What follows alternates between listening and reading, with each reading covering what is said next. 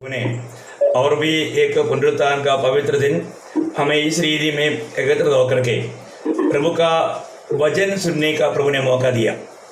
जब भी प्रभु का वचन हम सुनता है, हम प्रभु को सुनता है। वास्तव में हम प्रभु को सुनने के समय में हमें किस रीति में सुनना चाहिए, क्योंकि ये सर्वशक्तिमान परमेश्वर का वचन है। इस वचनों को सुनने के समय में जरूर प्रभु का आदर चाहिए, प्रभु का भय चाहिए, और प्रभु जो भी हमें सुनाएगा वो बातों को मानने के लिए एक अच्छा निर्णय चाहिए। मैं आशा करता हूँ आज आप लोग बहुत प्रार्थना के साथ प्रभु आप मुझसे बोलना, जो भी वचन आएगा मैं पूरा दिल से मानूंगा।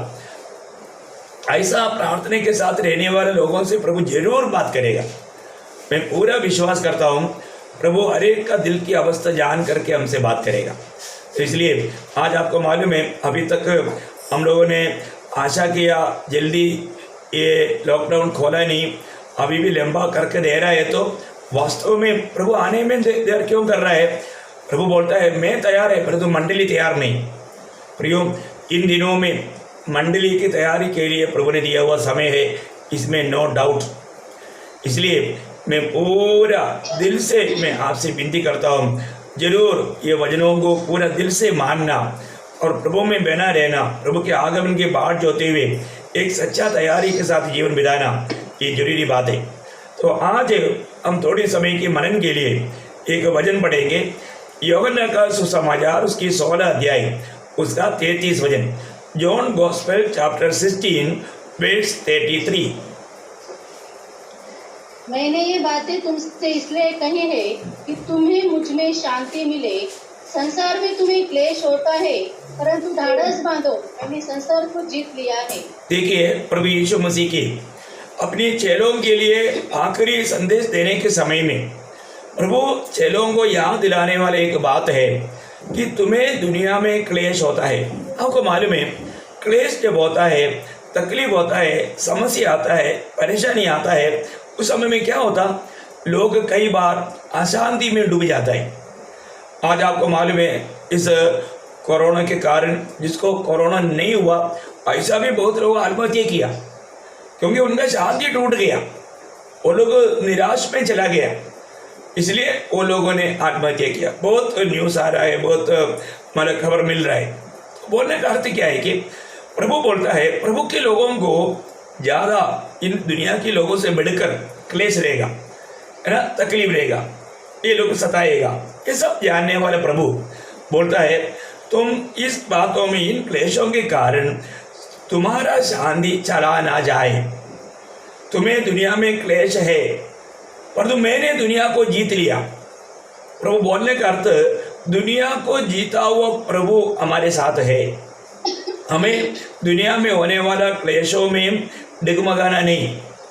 इसलिए प्रभु बोलता है तुम्हें मुझ में शांति मिले। देखा, ये दुनिया की कोई बातों में नहीं, नौकरी में नहीं, धन दौलत में नहीं, दोस्तियों में नहीं, रूढ़ी परंपरा की बातों में नहीं, दुनिया के कोई और बातों में नहीं हमारे शांति। हमारा शांति सिर्फ प्रभु यीशु मसीह में है। यीशु मसीह हमारा शांति के आधार है। आपको सबको मालूम है, उससे पहले यूहन्ना 14:27 में प्रभु ने बोला मैं तुम्हें शांति दिए जाता हूँ, जैसे संसार देता है वैसे नहीं, मेरा शांति तुम्हें देता हूँ। तो प्रभु के लोगों के पास ऐसा एक अनमोल शांति है। मैं आपको पूछना चाहता हूँ, क्या इन दिनों में, इस प्रतिकूल अवस्था में आपका दिल में शांति है? सच्चा एक शांति भरा जीवन बिता पा रहा है, या ये मौसम, ये वातावरण आपका भी शांति को तोड़ दिया? नहीं, एक वक्त का जीवन में प्रभु ने दिया हुआ शांति कभी भी नष्ट नहीं हो सकता। हमें प्रभु में, उसकी शांति में बना रहना बहुत जरूरी बात है। प्रभु को मालूम है प्रभु के लोग काम रहे। आपको मालूम है, जब प्रभु ने अपने चेलों को भेजने के समय में मत्ती 10:16 में कहा, मात्यू चैप्टर 10 वर्स 16, कि भेड़ियों के बीच में भेड़ की नाई तुम्हें भेजता हूँ। प्रभु को खुद मालूम है हम काम रहे, हमारे चारों तरफ परेशानी है, चारों तरफ समस्या है, चारों तरफ प्रतिकूल है, चारों तरफ हमको भाड़ खाने वाले लोग है। प्रियो, परंतु तभी भी प्रभु बोलता है तुम मुझ में शांति पाएगा। हमें प्रभु में शांति है। देखिए इस दुनिया में मतलब ये शांति पाया हुआ, क्योंकि हम लोग डर करके भागने के लिए हमने डर की आत्मा नहीं पाया। हमने कैसे आत्मा पाया है ना, दूसरा तिमोथी 1 का 7 वचन में लिखा है, हमने दासत्व की आत्मा, भय की आत्मा नहीं पाया। हमने कौन सी आत्मा पाया? हाँ, सामर्थ्य की आत्मा पाया। हमने सामर्थ्य की आत्मा पाया। अब्बा पिता कहने वाला पुत्रत्व की आत्मा पाया। प्रियो, अगर हम पुत्र की उस आत्मा का अधीन है तो डरने का कोई सवाल नहीं। लोग डरने की अवस्था आएगा। मैं आपको बताना चाहता हूँ, प्रतिकूल परिस्थिति अधिकतर लोगों को घबराता है। एक बार आपको मालूम है, जब इस्राएल लोगों के जीवन में एक बड़ा समस्या आया। वो समस्या क्या है? जब एक फिलिस्ती योद्धा जिसका नाम गोलियत है, आपको मालूम है कि ये गोलियत अभी यहाँ पर इस्राएल को कब्जा करने के लिए, लड़ने के लिए फिलिस्ती लोग आ गया। उसमें एक गोलियत नाम का व्यक्ति, वो एक तो इतना देखेगा तो इतना बड़ा है, इतना एक राक्षस जैसा, इतना भयंकर व्यक्ति, वो आगे आकर के दावा कर रहा है, इस्राएलियों में से एक व्यक्ति को भेजो और मुझसे लड़ो। अगर तुम लोग जीत गया तो हम तुम्हारा गुड़ा, और हम जीत गया तो तुम हमारा गुड़ा। ये दावा कर रहा है। अब ये दावा कई दिनों से चल रहा है, और ये फिलिस्ती गोलियत को देख करके इस्राएल लोग भी घबरा गया, डर गया। सब लोग इसको, ये आकर के दावा करता है तो सब लोग भाग जाता है, कोई भी आगे जाने के लिए तैयार नहीं है ना। उन दिनों में एक दिन जब ईसाई का सबसे छोटा बेटा दावीद, जिसमें प्रभु की आत्मा का अभिषेक है, वो ईसाई ने बोला, बेटे तुम्हारा 3 बड़े भाई लोग शाऊल की सेना में हैं, उनको जाकर के मिल करके कैसे कब्र है ये सब मालूम करके आओ। दावीद को उनका बीच में भेजा। दावीद जब वहाँ पर गया तो क्या देखा, वो अपनी मानव भाइयों से मिल करके वो बातें कर रहा था। तब तक ये गोलियत आया। गोलियत आकर के, जैसे वो 40वां दिन था। अब देखिए प्रभु का हर एक काम, प्रभु का भक्तों को प्रभु कैसे कदम को स्थिर करता है। 40वां दिन दावीद वहाँ पर उस मतलब लड़ाई करने का उस जगह में गया। भाइयों से बात करने के समय में ये गोलियत आकर के खड़ा हो गया। गोलियत की दावा सुनते ही इस्राएली घबरा गया। सब भागने लगा। उस समय में दावीद बोलता है, ये कौन है? ये परमेश्वर की सेना का निंदा करने वाला ये कौन है? अभी तक किसी ने कभी पूछा नहीं। अगले एक जवान ये पूछ रहा है कि ये कौन है? ये कौन होता है कि इस्राएल की सेना का निंदा करे, इस्राएल की परमेश्वर की सेना के ऊपर ऐसा दावा करे? कौन है? उसने एक को पूछा, अगर इसको अगर खत्म करेगा तो राजा क्या देगा? ये भी कोई सवाल कभी पूछा ही नहीं, क्योंकि गोलियत को देखने वाला कोई भी उसका सामना करने के लिए, जाने के लिए किसी के पास हिम्मत नहीं। परंतु एक अभिषेक पाया हुआ, प्रभु की आत्मा पाया हुआ, वो बोलता है कि ये कौन है, इसको खत्म करेगा तो राजा क्या देगा? तो उन्होंने बोला, राजा उनको बहुत धन दौलत देगा, राजा का बेटी को भी शादी करके देगा, और उसका पूरा घराने को घर देने का वो सब माफ करेगा। हाँ, उसने एक को पूछा, दूसरे को पूछा। तब तक इसका बड़ा भाई एलिया बोलता है, तू इधर क्यों आया? तू लड़ाई देखने के लिए आया ना? उसको डांट रहा है। अब उनके सामने दावीद को अभिषेक किया, वो बात उनको मालूम, फिर भी वो लोग दावीद को यहाँ पर डांट रहे। बोलता है, तुम उन भेड़ बकरियों को कहाँ जोड़ कर आया? तुम जाकर के वो काम कर, तुम इधर ही मत रुको। लेकिन दावीद कैसे जाएगा? क्योंकि दावीद के ऊपर अभिषेक का काम हो रहा है। दावीद बोलता है, ये कौन है? अभी ये बात जब हो रहा है, ये बात का चर्चा मतलब शाऊल राजा के पास में कान में पहुंच गया। तो शाऊल ने सोचा, कम से कम इतना तो पूछने के लिए किसने तो हिम्मत रखा, वो कौन है, उसको मेरे पास लाओ। अभी जब दावीद शाऊल के पास जब गया, शाऊल दावीद तो करके बोला, किसने इसको बुलाया? तो बच्चा है, जब छोटा बच्चा, 17 साल का बच्चा, 17 साल का बच्चा है। वहां पर एक बात मैं आपको बताना चाहता हूँ कि जब मतलब ये दावीद सीधा शाऊल के पास जाते हो, क्या बोल रहा मालूम है? दावीद शाऊल का चेहरा देख करके बोलता है, उसका पढ़ना पहले शामूएल 17:32 वचन। तब दाऊद ने शाऊल से कहा, हाँ। किसी मनुष्य का मन उसके कारण कच्चा न हो, अरे तेरा दास जाकर उस फलिश्ती से लड़ेगा। आप बताओ क्या मजाक बात है ना। वो कितना मजाक बात है ना। मतलब एक मजाक लगेगा।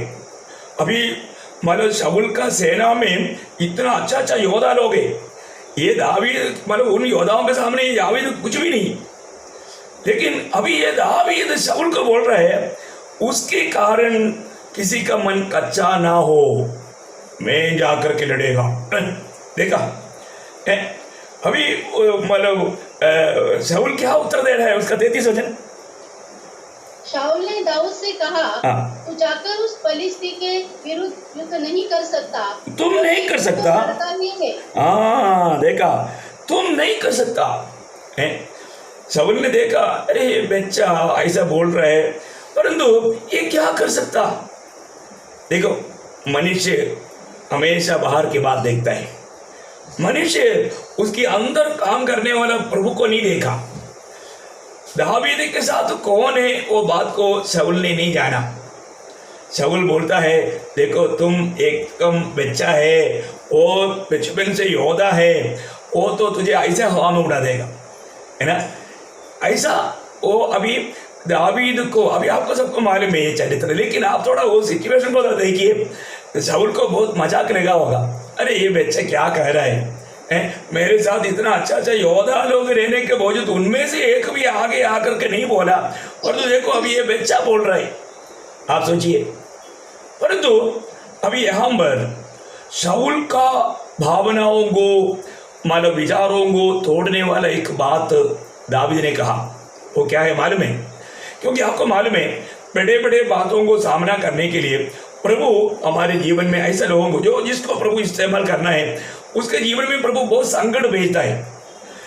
दावीद को परमेश्वर ने बहुत ट्रेनिंग दे चुका था, वो बात अभी शाऊल को मालूम नहीं, है ना।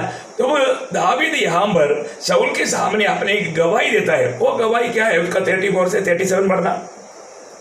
दाऊद ने शाऊल से कहा, तेरा दास अपने पिता की भेड़ बकरियां चराता था, और जब कोई सिंह या भालू झुंड में से मेमना उठा ले जाता, तब मैं उसका पीछा करके उसे मारता और मेमने को उसके मुंह से छुड़ा लेता, और जब वह मुझ पर हमला करता तब मैं उसके केश को पकड़कर उसे मार डालता था। तेरे दास ने सिंह और भालू दोनों को मारा है, और बहुत खतरा रहित फलिश्ती उनके समान हो जाएगा, क्योंकि उसने जीवित परमेश्वर की सेना को ललकारा है।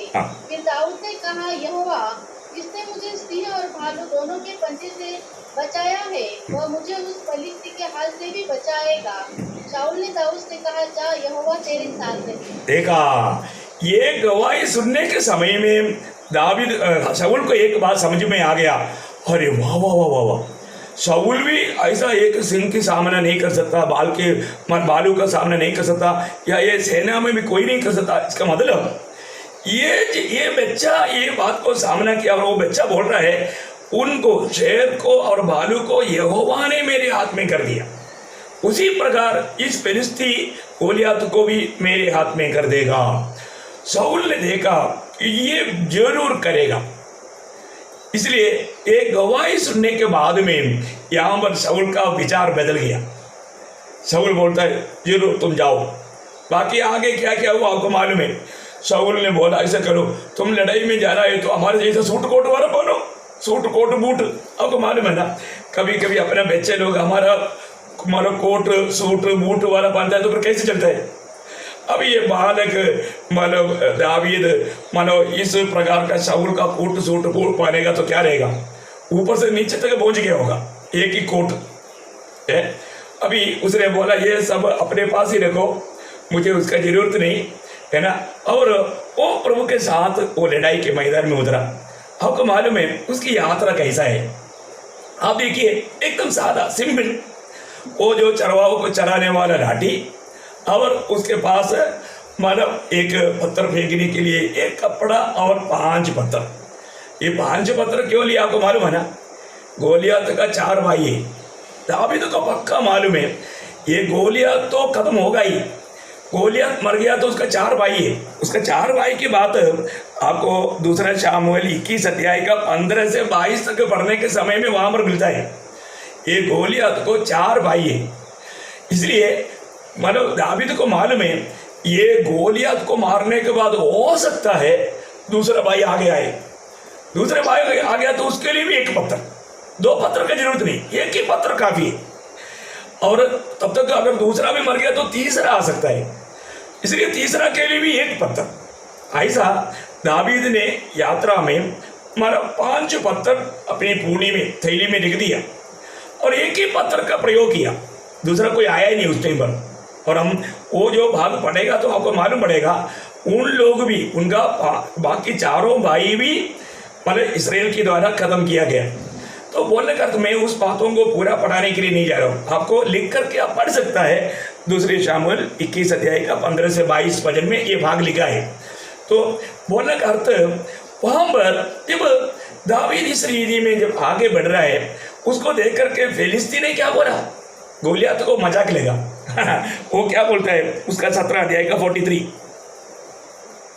तब फलिस्ती ने दाऊद से कहा, क्या मैं कुत्ता हूँ कि तू लाठी लेकर मेरे पास आता है? तब फलिस्ती अपने देवताओं के नाम लेकर दाऊद को कोसने लगा। देखा, मतलब वो अभी फिलिस्ती को इतना ये लगा कि यार मेरा सामना करने के लिए इसराइल में कोई अच्छा योद्धा नहीं, ये बच्चे को मेरे पास सामने भेजने का अर्थ क्या है? मेरे को इतना तुच्छ किया, मैं इतना मतलब एकदम एक कुत्ते की नहीं इन्होंने समझा क्या कि मैं ऐसे भाग जाएगा। देखो उसकी विचार, उसकी भावना है ना। लेकिन अभी इस बच्चे को या कोई भी योद्धा को सामना करने की तैयारी में गोलियत खड़ा है। अभी यहाँ पर मानव वो फिलिस्ती ने अपनी देवी देवताओं का नाम लेकर के उसके नाम पर आया, परंतु दाऊद यहाँ पर क्या गवाही देता है? वो दाऊद का गवाही में बहुत सामर्थ्य है। उसका 45 से 47। दाऊद ने फलिस्ती से कहा, तू तो तलवार और भाला और सांग लिए हुए मेरे पास आता है, परंतु मैं सेनाओं के यहोवा के नाम से तेरे पास आता हूँ, जो इस्राएली सेना का परमेश्वर है और उसी को तूने ललकारा है। आज के दिन यहोवा तुझको मेरे हाथ में कर देगा और मैं तुझको मारूंगा और तेरा सिर तेरे धड़ से अलग करूंगा। और मैं आज के दिन फलिस्ती सेना के शव, आकाश के पक्षियों और पृथ्वी के जीव जंतुओं को दे दूंगा। तब समस्त पृथ्वी के लोग जान लेंगे कि इस्राएल में एक परमेश्वर है, और यह समस्त मंडली जान लेगी कि यहोवा तलवार या भाले के द्वारा जयवंत नहीं करता, इसलिए कि संग्राम तो यहोवा का है और वही तुम्हें हमारे हाथ में कर देगा। देखा कितना सुंदर विश्वास की शब्द कहता है। प्रियो, हमारे शब्दों में भी बहुत ताकत है। आप देखिए यहाँ पर दाऊद बोलता है इस्राएल में एक दाऊद है करके दुनिया जाने का, ऐसा नहीं। वो दाऊद का काम वहां पर एकदम गुप्त है। वो बोलता है इस्राएल में एक परमेश्वर है करके दुनिया जानेगा। देखा, हमारे हर एक कामों में, हर एक बातों में हमारा प्रभु का नाम ऊंचा करना हमारा कर्तव्य है। वो बोलता है कि इस्राएल का मतलब उसका 46 का आखिरी वचन, समस्त पृथ्वी के लोग जान लेंगे कि इस्राएल में एक परमेश्वर है। देखा, समस्त पृथ्वी के लोग जान लेगा इस्राएल में एक परमेश्वर है। ओह, क्या सुंदर बात है ना। प्रभु का नाम आगे करके, प्रभु का नाम ऊंचा करके, मतलब मैं प्रभु की ओर से आ रहा हूँ, क्योंकि लड़ाई मेरा नहीं है, लड़ाई प्रभु का है। मैं प्रभु का लड़ाई लड़ता हूँ। कितना सुंदर बात है। प्रियो, हम लोग जो लड़ता है प्रभु की लड़ाई लड़ता है। अभी प्रभु वो दाऊद क्या बोलता है, आज तेरा सिर में शरीर से अलग करेगा। सिर शरीर से अलग करने के लिए दाऊद के पास एक तलवार भी नहीं, चाकू भी नहीं। अब देखो वो लाठी से क्या करेगा, लेकिन वो बोलता है आज मैं तेरा सिर अलग करेगा। यहोवा इसमें लड़ रहा है। कितना विश्वास की घोषणा है प्रियो। हमारे जीवन में प्रभु की आत्मा पाया हुआ लोग कभी भी कोई भी प्रतिकूल से कभी नहीं डरेगा। वो कोई भी विषय को सामना करेगा, उसको उसमें कोई प्रकार का मतलब वादा है नहीं। और हम देखते हैं कि दावीद ने एक पत्थर से गोलियत को जीता। आप देखिए वो लड़ाई के बाद आपको मालूम है उसका 50-50 वजन भी पड़ेगा। तो दाऊद ने फलिस्ती पर ओफन और एक ही पत्थर के द्वारा प्रबल होकर उससे मार डाला, परंतु दाऊद के हाथ में तलवार न थी। तब दाऊद दौड़कर फलिस्ती के ऊपर खड़ा हो गया और उसकी तलवार पकड़कर म्यान से खींची और उसको घात किया और उसका सिर उसी तलवार से काट डाला। यह देखकर कि हमारा वीर मर गया, फलिस्ती भाग गए। देखा, आप देखो क्या प्रभु का आत्मा का सामर्थ्य का काम है। प्रियो, उस फिलिस्ती का तलवार निकाल करके उसका गर्दन काट करके सिर ऊंचा किया। देखो है, उसके ऊपर चढ़ करके उसको घात किया। अभी आप देखो एक ही मार माथे पर लगा और वो पीछे नहीं गया, आगे गिरा। इसका मतलब वास्तव में वहां पर सब प्रभु का हाथ था, क्योंकि पत्थर माथे पर लगने के बाद में जरूर पीछे जाना चाहिए, पीछे कोई गिरना चाहिए, लेकिन गोलियत पीछे नहीं गिरा, वहां पर वो आगे गिरा। अब देखिए आगे गिरा क्यों?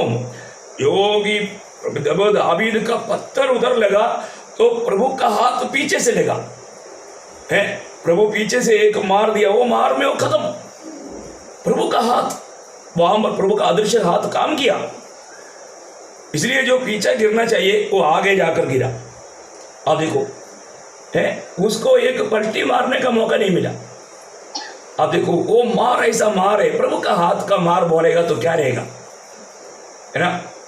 बरब वहां पर लड़ाई प्रभु ने किया और फिलिस्ती सब भाग गया।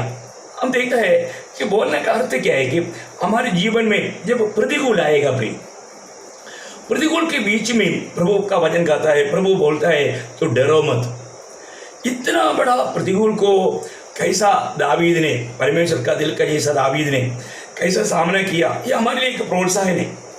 एक बात मैं आपको बताना चाहता हूँ, क्योंकि हमें दिलेरी, आपको मालूम है जो भी पुराना नियम के बाद सब हमारा एक चेतावनी के लिए दिया गया।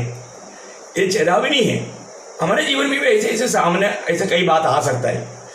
आज हम इसराइल लोगों के जैसा एक मरुभूमि यात्रा में है, प्रभु हमें चढ़ाता है, वो हमारा अच्छा चरवाहा है। तो हम लोग देखता है कि जब इसराइल लोगों को जब अपने वायदा का देश में जब प्रभु लेकर जा रहा था, वहाँ पर उस देश को देखने के लिए मूसा ने 12 गोत्रों से 12 प्रधानों को चुन करके भेजा।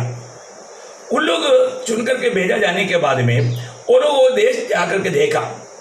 देखने के बाद में उनमें से देखो, सबसे बड़ी बात मैं आपको बताना चाहता हूँ, हमारे जीवन में कितना भी प्रतिकूल आने के समय में प्रभु ने क्या वचन दिया, प्रभु ने क्या वायदा दिया, उस वचन और वायदा को जोर से पकड़ना। हमारे सामने आने वाला अवस्था को देख करके डरना नहीं, हमारे सामने मुझे क्या दिखता है वो बात को देख करके घबराना नहीं। प्रियो, प्रभु का वचन क्या बताता है, इसलिए है ना हर बात में हमें ढूंढने का पवित्र शास्त्र क्या कहता है, प्रभु ने मुझको क्या वायदा दिया, ये बात को हमें परखना। अभी यहाँ पर उन लोगों को 12 लोगों को चुन करके भेजा। वे लोग कनान देश में जा करके उधर सब देखा, उन लोग चकित हो गया। उन लोग आकर के जब मूसा को जब वहाँ खबर देता है, खबर देने के टाइम पर उनमें एक्चुअली बोलेगा तो 12 में 10 अविश्वासी और 2 विश्वासी है। देखा इधर फर्क, आज भी विश्वासी मंडलियों में बहुत कम लोग विश्वासी रहता है, बोलने में सब प्रभु का लोग है, पर जो विश्वास करने वाला बहुत कम रहता है। आप देखिए यहाँ पर 12 में 2 लोग विश्वासी, क्योंकि उन्होंने विश्वास की नज़रों से प्रभु के वचन के आधार में परिस्थितियों को सामना किया और लोगों से बात किया।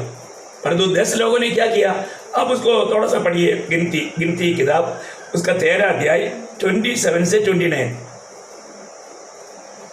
गणना चैप्टर 13 वर्स 27 to 29।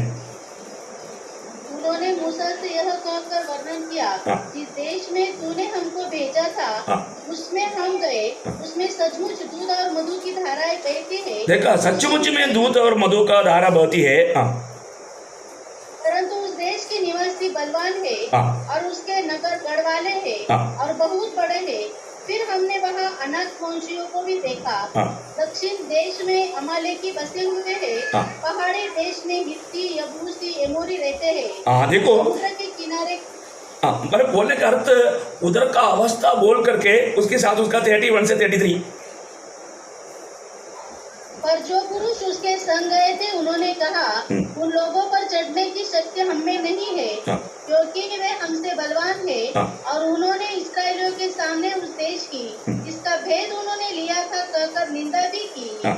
वह देश जिसका भेद लेने को हम गए थे ऐसा है जो अपने निवासियों को निगल जाता है। हाँ। और जितने पुरुष हमने उसमें देखे वे सबके सब बड़े ढील डौल के हैं। फिर हमने वहाँ नपीलों को अर्थात नपीली जाति वाले अनाथ वंशियों को देखा कि हम अपनी दृष्टि में उनके सामने टीटे के समान दिखाई पड़ते थे और ऐसे ही उनकी दृष्टि में मालूम पड़ते थे। देखा, अभी आप बताओ, है मतलब हम लोग उस पर जब गया उधर का फल भी लेकर आया। इतना सुंदर देश है, सारे बात जरूर दूध और मधु बहता है, बहुत अच्छा देश है। पर तो बोला उधर का लोग जो है वो बहुत फवली लोग हैं या दानव लोग हैं, बहुत मतलब ताकतवान लोग हैं। उन लोगों के सामने हम बहुत चिट्टी जैसा है बोलेगा तो उधर जाएगा तो जैसे चिट्टी को पढ़ करके कदम करेगा ऐसा हमको कदम करेगा। देखा उन लोगों का मतलब उन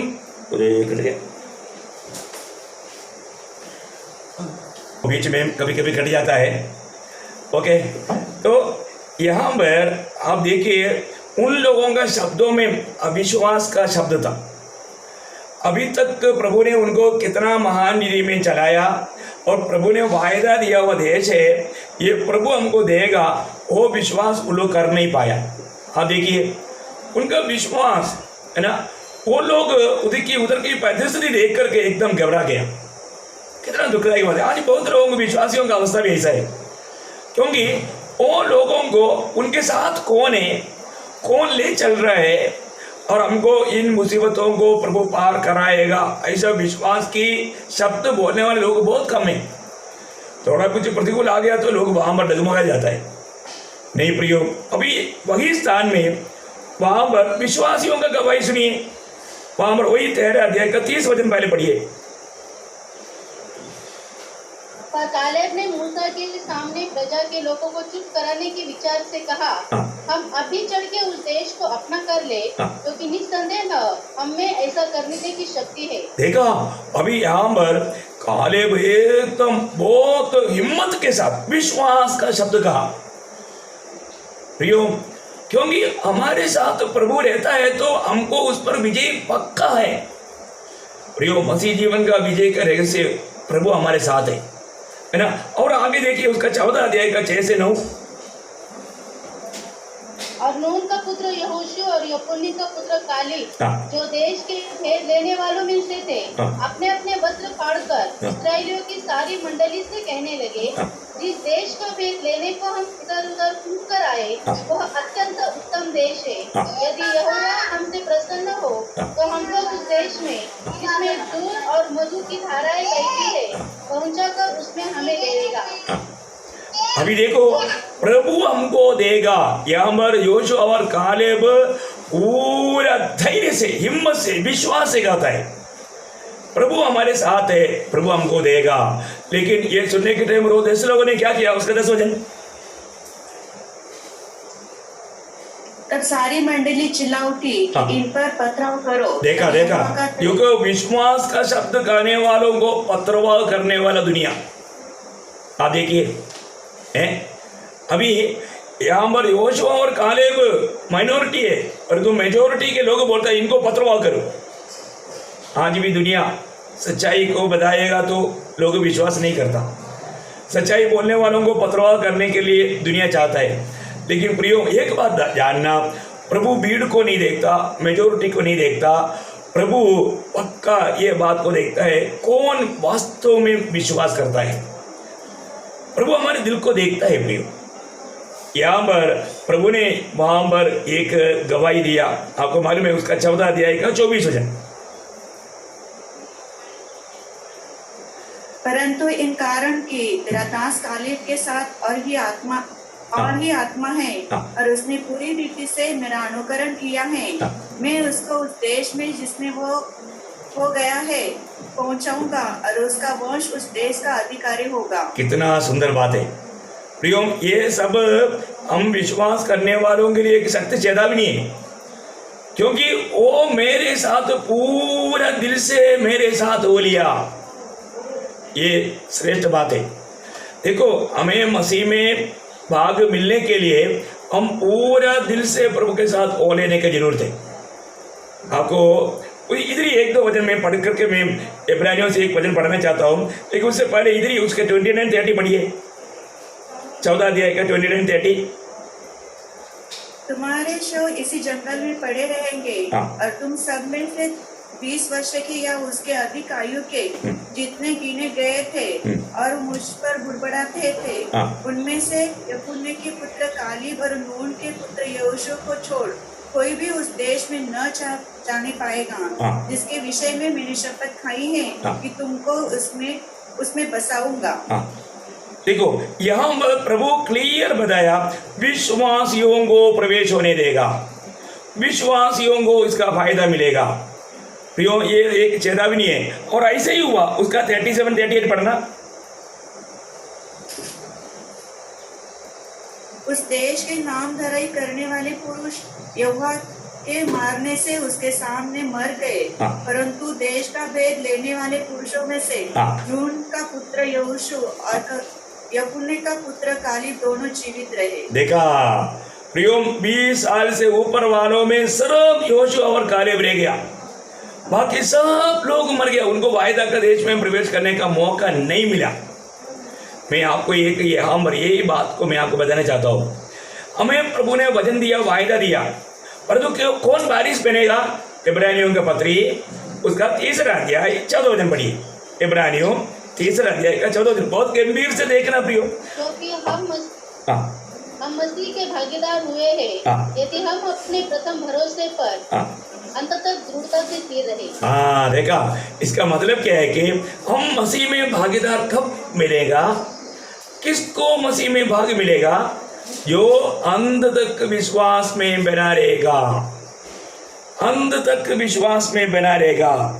आपको मालूम है, अगर विश्वास में अगर हम पीछे मुड़ेगा या कमजोर हो जाएगा या प्रभु का एक भी व्यवस्था को नष्ट करेगा, उसको क्या होगा? अरे पीछे जाने की जरूरत नहीं, पीछे मुड़ कर देखना तक भयंकर रुकावट है। आपको मालूम है ना, लूका 17:32 एक अनोखा चेतावनी प्रभु ने वहां पर दिया। Luke chapter 17:32। लूत की पत्नी को स्मरण रखो। हाँ, ताकि तुम ऐसे बनो। ऐसे ही क्या? नहीं मतलब हम लूत की पत्नी के जैसा बनने के लिए नहीं है। उसने उसका शरीर आगे जा रहा है, परंतु उसका दिल, दिमाग, नजर पीछे जा रहा है। ऐसा नहीं होना चाहिए। आपको समझ में आ रहा है? देखो, प्रभु ने उनको वहां से छुड़ाने के समय और बोला हुआ एक बात में उसने मतलब वो पीछे मुड़ करके देखा, इस एक ही बात में उसको मतलब अपना खुद का प्राण नष्ट करना पड़ा, है ना। प्रियो, हमको प्रभु ने दिया हुआ चेतावनी, विश्वास में कायम रहना, विश्वास में बना रहना। जब इब्रानियों 10 अध्याय का 39, इब्रानियों 10 का 39, पर हम हटने वाले नहीं हाँ। कि नाश हो जाए, हाँ। पर विश्वास करने वाले हैं, विश्वास रखने वाला है कि प्राणों को बचाए। प्राण को बचाए। प्रियो, हमारे जीवन में हम कभी भी नाश होने वालों के साथ गिना नहीं जाना, हमें विश्वास की कदम बढ़ाना। इसलिए हमारे जीवन में प्रभु ने कहा, दुनिया में तुम्हें क्लेश है, दुनिया में तुझे कष्ट है। ऐसा प्रतिकूलों में हमने अपनी विश्वास नहीं छोड़ना चाहिए, हमारा धैर्य नहीं छोड़ना चाहिए, हमारा हिम्मत नहीं त्यागना चाहिए। उसी इब्रानियों 10 का 35, Hebrews chapter 10:35। हाँ, अपनी इसलिए अपना हियाव न छोड़ो, क्योंकि उसका प्रतिफल बड़ा है। देखा, अपना याब ना छोड़ो क्योंकि उसका प्रतिफल बड़ा है। प्रियो, जरूर हमें हमारे जीवन में हमारा विश्वास की परख आएगा। मैं कहाँ तक प्रभु में विश्वास करता है, मैं कहाँ तक वास्तव में प्रभु को जाना और माना है, विश्वास का परख। इसलिए हमारा धीरज कभी ना छोड़े प्रियो। प्रभु हमें हमारा धीरज को परखता है। इसलिए याकूब का पत्री 12 अध्याय का 3 वचन, जेम्स चैप्टर 1 वर्स 3, यह जानकर कि तुम्हारे विश्वास के परखे जाने से धीरज उत्पन्न होता है। देखा, हमें हमारा धीरज नहीं छोड़ना चाहिए, परंतु धीरज बढ़ाने के लिए प्रभु क्या करता है, विश्वास की परख का अनुमति देता है। इसका मतलब हमारा जीवन में एक एक दिन कितना प्रकार का विश्वास की परख होता है करके विश्वास ही नहीं जानता। हमें वो जानना चाहिए प्रियो, हमें वो जानना चाहिए। हमारा विश्वास का परख, हमारा विश्वास की परखा जाना, ये बहुत बड़ी बात है। प्रभु हमारा विश्वास को परखता है। एक बात मैं आपको बताना चाहता हूँ, जीवन में हम लोग उधार पाया हुआ लोग हैं, हम अभी भी उसी शरीर में हैं और वही दुनिया में हैं। इसलिए दुनिया का ईश्वर शैतान कभी भी किसी प्रकार भी धोखा दे सकता है, वो धोखा खिलाने के लिए यत्न में है। इसलिए वचन में एफेसियों 4 अध्याय का 27 वचन में लिखा है, एफेसियन चैप्टर 4 वर्स 27 कि शैतान को अवसर, शैतान को अवसर ना दो, शैतान को अवसर ना दो। प्रियो, शैतान कई प्रकार हमारे अंदर डर लाने के लिए कोशिश करेगा, है ना। हमारा बच्चों का भविष्य क्या है, बच्चों का शादी होगा क्या, कल मेरा नौकरी चले जाएगा क्या, है ना। कल की चिंता, कल की बातों के बारे में बोझ ला करके वो हमें घबराना चाहता है, और कई कमजोर विश्वासी लोग उसमें फंस जाते हैं, इसलिए वो टेंशन लेता है। मैं एक बात आपको बताना चाहता हूँ, ये जो टेंशन आप फालतू बातों में, फालतू चिंताओं में गया, आप कभी भी प्रभु ने ना बताए हुआ रूट पर गया, शैतान मौका दे करके धोखा देता है। आप प्रभु में रहना चाहिए, प्रभु के आत्मा का अधीन रहना चाहिए, प्रभु के हर एक वचन और वायदाओं को थामा रहना चाहिए। जरूर प्रतिकूल आएगा, प्रतिकूल आने के टाइम में डरना नहीं। याकूब क्या बोला, याकूब 4 अध्याय उसका 7-8 वचन, याकूब 4 अध्याय का 7-8, इसलिए परमेश्वर के अधीन हो जाओ और शैतान का सामना करो। देखा, परमेश्वर की अधीन हो जाओ और शैतान का सामना करो। हाँ, तो क्या होगा, तो वह तुम्हारे पास से भाग निकलेगा। परमेश्वर के निकट आओ तो वह भी तुम्हारे निकट आएगा।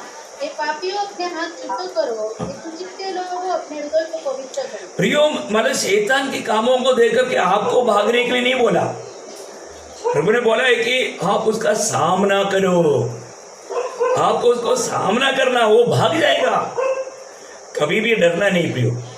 आपको मालूम है, जिसमें प्रभु का अभिषेक नष्ट हो गया वो जरूर डरता है, डरता है, डरता है, पक्का डरता है। आपको मालूम है, जब शाऊल का जीवन से आत्मा निकल गया, आत्मा निकल गया, इसलिए जिसमें आत्मा है उसे डरने लगा, है ना। जब 1 शमूएल 18 अध्याय का 12 वचन पढ़ना, 1 शमूएल 18 अध्याय का 12 वचन। शाऊल दाऊद से डरा करता था। देखा, शाऊल क्यों डरा करता था, क्योंकि यहोवा दाऊद के साथ था, शाऊल के पास से अलग हो गया। देखा, बात समझ में आया, बात समझ में आया। क्यों डरता था, क्योंकि यहोवा का आत्मा शाऊल से उतर गया। वो तो उसका 16 अध्याय का 14 वचन में पढ़ता है, उसमें एक डर की आत्मा बस गया। इसलिए जिसमें प्रभु की आत्मा है वो व्यक्ति से भी डरने लगा। कितना भयंकर बात है ना। मैं आपको बताना चाहता हूँ प्रियो, हमारे जीवन में आज अगर हम किसी प्रकार का भी डर के गुलाम बन जाता है, उसके पीछे एक आत्मा काम करता है। और आपको मालूम है, डरपोक लोग कहाँ जाएगा, है? हाँ, प्रकाशित वाक्य 21 अध्याय का 8 वचन में लिखा है, डरपोक लोग नरक में जाएगा। तो प्रभु ने हमें किसी प्रकार का भी डरने की आत्मा दिया नहीं प्रियो। आज भी आप किस आत्मा का अधीन है, ये बात को हमें पार कर देखना। मैं यहाँ पर आपको एक बात बताना चाहता हूँ, प्रतिकूल जरूर आएगा, हमें कई प्रकार, हमें हमारा धोखा देने के लिए, हमें डराने के लिए विरोधी कोशिश करेगा। एक सुंदर एक गवाही में यहाँ पर नेहमिया के बारे में आपको बताना चाहता हूँ, है ना। अब अपना अवस्था को परखना भी हो, हमें कैसे भी प्रभु की विश्वास से, प्रभु के कामों से दूर करने के लिए शैतान बहुत लोगों को इस्तेमाल करेगा। नेहमिया का जीवन के एक अनुभव में आपको बताना चाहता हूँ।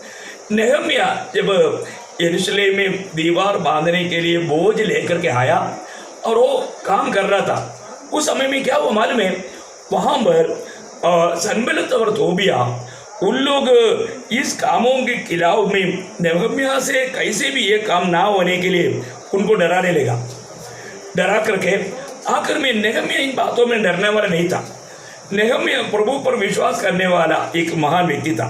तो आखिर में क्या किया मालूम है, नेहमिया को फंसाने के लिए उन्होंने झूठा भविष्यवक्ताओं को सबको हाथ में लिया और उन्होंने एक कार्य किया। मैं वो बात आपको बताना चाहता हूँ।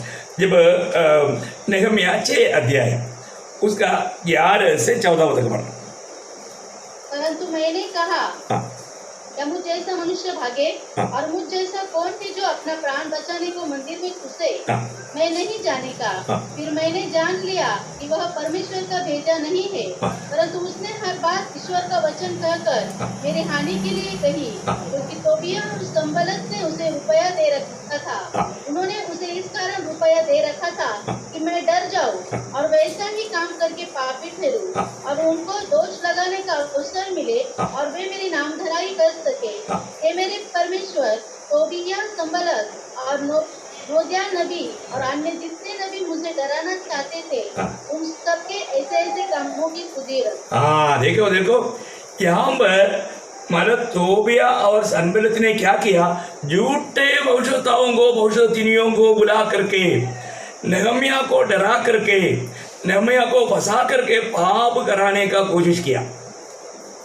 लेकिन नेहमिया क्या बोलता है, मेरा जैसा एक व्यक्ति डर जाना, no no no no no, मैं कौन है मुझे मालूम, मेरे साथ कौन है मुझे मालूम, मैं किसका दास है मैं मुझे मालूम, मैं किसका काम कर रहा है मुझे मालूम। देखिए, हाँ मेरा प्रिय पवित्र भाई बहनों, मैं आपको बताना चाहता हूँ, आपको ये जानना चाहिए आप कौन है।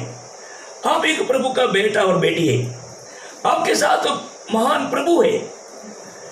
प्रभु आपके साथ रहते हुए आपको दुनिया का कोई भी लोग कितना भी प्रकार कोई भी बातों से डराना चाहता है, तो आपको बोलना है कि देखो मेरा भविष्य जानने वाला प्रभु का हाथ में मेरा जीवन है, इसलिए मुझे कोई चिंता नहीं। और प्रभु मेरे साथ है तो मैं क्यों चिंता करूं? जो हमारे लिए हमेशा चिंता कर रहा है, जो प्रभु हमारे चिंता करता है, तो मैं क्यों चिंता करूं? ये कितना दुख की बात है। अभी नेहमिया का जवाब कितना तगड़ा है। प्रियो, नेहमिया डर करके पाप कराने के लिए, डर एक पाप है। डर गया तो फिर हो गया। मैं आपको बताना चाहता हूं प्रियो, आज हमारे चारों तरफ कितना भी कैसे भी वातावरण बिगड़ने दो, परंतु हम कभी भी डरना नहीं, क्योंकि मृत्यु का अधिकारी भी हमारे अंदर है। Praise the Lord. मैं आशा करता हूं आप मत डरना प्रियो, क्योंकि प्रभु ने हमें डरपोक की आत्मा नहीं दिया। मैं आपको एक बात बताना चाहता हूं, प्रभु में विश्वास किया हो व्यक्ति को डर करके भागने का जरूरत नहीं पड़ेगा। यशायाह नबी की किताब 28 अध्याय का 16 वचन।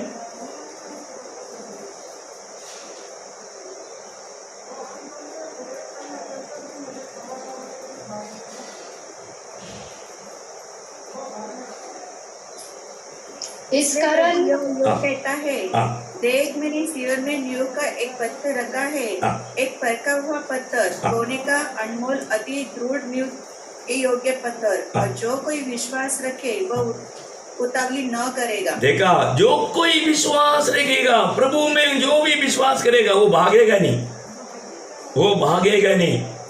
और विरोधी का हमेशा प्रयास क्या है, हमें कैसे भी डरा करके। उसी अध्याय का 26 का 3-4, यशायाह 26 का 3-4। जिसका मन तुझ में धीरज धरे हुए है, हाँ। उसकी तू पूर्ण शांति के साथ रक्षा करता है, हाँ। क्योंकि वह तुझ पर भरोसा रखता है। हाँ। यहोवा पर सदा भरोसा रख, हाँ। क्योंकि प्रभु यहोवा सनातन चट्टान है। देखा प्रियो, प्रभु हमारा एक सनातन चट्टान है, वो कभी टलने वाला नहीं।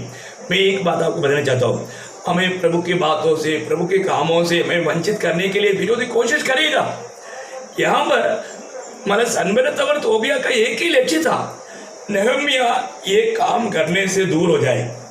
लेकिन मैं आपको बताना चाहता हूँ, नेहम्या को कैसे भी डराना, उसका याब हिम्मत तोड़ना। लेकिन वहां पर अब एक बार वापस आना, नेहम्या उसका 6 अध्याय का 9 वचन थोड़ा पढ़ना, बहुत मनोहर वचन है, इसलिए मैं आपको पढ़ना चाहता हूँ। वे सब लोग यह सोचकर हमें डराना चाहते थे, उनके हाथ ढीले पड़े और काम बंद हो जाए, परंतु अब परमेश्वर मुझे हियाव दे। देखा, प्रभु को वो बोलता है, प्रभु तू मुझको याब दे। प्रियो, प्रभु से अपनी याब मांग, आपको प्रभु अपनी याब से भर देगा। प्रभु उस समय में बोलेगा, बेटे मैं तेरे साथ है, डरो मत। एक शब्द काफी है ना, प्रभु डरो मत बोल दिया तो फिर हम क्यों डरने का। और आज भी आपने सुना होगा ना, क्योंकि प्रभु को मालूम है आप कई बातों में डर जाएगा, इसलिए प्रभु रोज बोलता है डरो मत। प्रभु रोज बोलता है डरो मत। मैं आपको बताना चाहता हूँ प्रियो, अभी भी किसी को किसी प्रकार भी कोई डर है तो प्रभु आज भी आपसे बोलता है डरो मत। प्रियो, डर की आत्मा का अधीन नहीं बनना। कोई भी मान चिंता करके है ना, हम फालतू विचार करता है। एक बात जानना, पहली बात, आप प्रभु का प्रिय है, आप प्रभु के लिए मूल्यवान है। हमारा कोई अच्छा गुण देख करके प्रभु ने हमको नहीं चुना, प्रभु ने हम पर दया किया, प्रभु की करुणा का हाथ हमारे ऊपर आया। मैं एक बात आपको बताना चाहता हूँ, आप प्रभु में है ना, फिर डरो मत। आप प्रभु में है तो आपका अवस्था धन्य अवस्था है। प्रभु ने आपको निर्दोष किया है। अभी आपके ऊपर दोष लगाने के लिए विरोधी कोशिश करेगा, करने दो, परंतु प्रभु के दृष्टि में आप हमारा दोषी नहीं हो सकता। क्योंकि आपको 2 वचन खास करके आप पढ़ना, रोमियो का पत्री उसका 8 अध्याय है, उसका 33 वचन, रोमियो 8 अध्याय का 33। परमेश्वर के चुने हुओं पर दोष कौन लगाएगा? परमेश्वर ही है जो उनको धर्मी ठहराने वाला है। देखा प्रियो, परमेश्वर ने हमको धर्मी ठहराया, मैं उद्धार पाया, मैं प्रभु में हूँ, ये बात का जिसको निर्णय है प्रियो, उस पर कौन दोष लगा सकता है? मतलब लूसीफर का बाप नहीं कर सकता है, कोई भी नहीं कर सकता। आप बताओ है? प्रभु का वचन में और एक वचन पढ़ना, यशायाह 50 अध्याय का 8-9 वचन। देखो मैं आपको बोलना चाहता हूँ, हमें मिला हुआ अनुग्रह कितना बड़ा है प्रियो। आप पढ़िए उसको। जो मुझे धर्मी ठहराता है वह मेरे निकट है, मेरे साथ कौन मुकदमा करेगा? हम आमने सामने खड़े हो, मेरा विरोधी कौन है? वह मेरे निकट आए। सुनो, प्रभु यहोवा मेरी सहायता करता है, मुझे कौन दोषी ठहरा सकेगा? देखो वे सब कपड़े के समान पुराने हो जाएंगे, उनको कीड़े खा जाएंगे। देखा, मैं एक बात आपको बताना चाहता हूँ, मतलब ये दुनिया का कोई भी व्यक्ति हमें दोषी करके हमारे ऊपर इंजाम ला करके हमें प्रभु से दूर कर नहीं सकता प्रियो। हमें किसी प्रकार का दंड में ले नहीं जा सकता। हम उद्धार पाया है और प्रभु के हाथ में है, हम बिल्कुल सुरक्षित है। जब रोमियो 8 का 1 आपको मालूम है ना क्या वचन है? मैं प्रियो एक बात बोलना चाहता हूँ, रोज उस वचन को पढ़ करके प्रभु को धन्यवाद देना, क्योंकि हम कोई अच्छा काम करके प्रभु में नहीं आया, हम अनुग्रह के द्वारा उद्धार पाया। हम प्रभु यीशु मसीह में हैं, यीशु मसीह में है तो वचन हमको बताता है, ये वचन आप पकड़े रहना, थामा रहना, वचन पर संदेह नहीं करना। रोमियो 8 का 1। अब जो मसीह यीशु में है उन पर दंड की आज्ञा नहीं, क्योंकि वे शरीर के अनुसार नहीं वरन आत्मा के अनुसार चलते हैं। कितना सुंदर बात है ना? जो मसीह यीशु में है उसके ऊपर दंड की आज्ञा नहीं। आपको मालूम है ना दंड की आज्ञा का अर्थ क्या है? नरक। नरक प्रियो, प्रभु ने हमें नरक की आग से बचा लिया। हमें मिला हुआ छुटकारा का महत्व आपको मालूम है क्या? मैं इसका गौरव आपको समझाना चाहता हूँ कि नरक कितना भयंकर है। आज बहुत लोग बोलते हैं कोई नरक नहीं, कोई बोलता है स्वर्ग भी नहीं, है ना? ये सब मानो फालतू बात है। बाइबल ऐसे नहीं बोलता। बाइबल कहता है स्वर्ग है, नरक है। नरक कितना भयंकर है, मैं आपको उसका भयंकरता थोड़ा बताता हूँ। प्रभु ने हमें वहां से छुड़ाया प्रियो, हमें प्रभु ने नरक की आग से बचाया। ये नरक आपको मालूम है, इसके बारे में ज्यादा से ज्यादा प्रभु यीशु मसीह ने सिखाया। है ना। प्रभु यीशु मसीह इसका रीति इसके बारे में स्पष्ट बताया। मैं आपको बताना चाहता हूँ, आप पढ़िए नरक क्या है ना। हम मतलब नरक के बारे में जानने के लिए अर्थ क्या है, प्रभु ने कितना भयंकर अवस्था से हमको बचाया, उस प्रकार हम प्रभु से आभारी होने के लिए मैं बताना चाहता हूँ। मत्ती 18 अध्याय का 8-9 वचन। यदि तेरा हाथ या तेरा पाँव तुझे ठोकर खिलाए तो उसे काट कर फेंक दे। कुंडा या लंगड़ा होकर जीवन में प्रवेश करना तेरे लिए इससे भला है कि 2 हाथ या 2 पाँव रहते हुए तू अनंत आग में डाला जाए। देखो, यदि तेरी आँख तुझे पढ़ो ठोकर खिलाए तो उसे निकाल कर फेंक दे। काना होकर जीवन में प्रवेश करना तेरे लिए इससे भला है कि 2 आँख रहते हुए तू नरक की आग में डाला जाए। देखा, मतलब अनंत आग, नरक की आग, वहां पर आग है ना। उसके 25 का 41, मत्ती 25 का 41। बाई और वालों से कहेगा, ये शापित लोगों मेरे सामने से उस अनंत आग में चले जाओ। देखा, उस अनंत आग में चले जाओ। नरक अनंत आग है, अनंत आग, हमेशा जलने वाला आग है। उसका 5 का 22।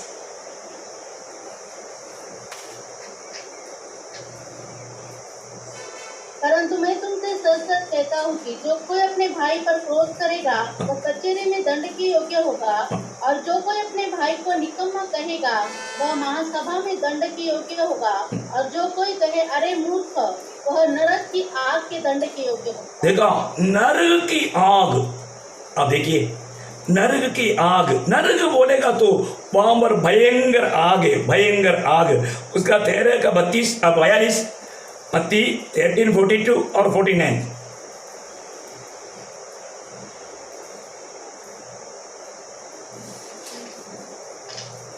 मत्ती 13 अध्याय का 42 और 49। और उन्हें आग के कुंड में डालेंगे जहाँ रोना और दांत पीसना होगा। उस समय धर्मी अपने पिता बस वो आग का कुंड में डाला जाएगा। नरक क्या है? भयंकर आग का कुंड है, आग का कुंड।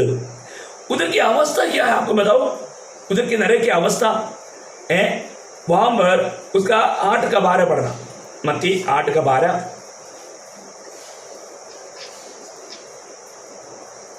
परंतु राज्य के संतान बाहर अंधकार में डाल दिए जाएंगे। नरक में भयंकर अंधकार है। क्या है? भयंकर अंधकार है। उसका 22 का 13, मत्ती 22 का 13। तब राजा ने सेवकों से कहा, इसे हाथ पांव बांधकर उसे बाहर के अंधियारे में डाल दो। देखा, नरक में भयंकर अंधियारा है। उसका 25 का 30।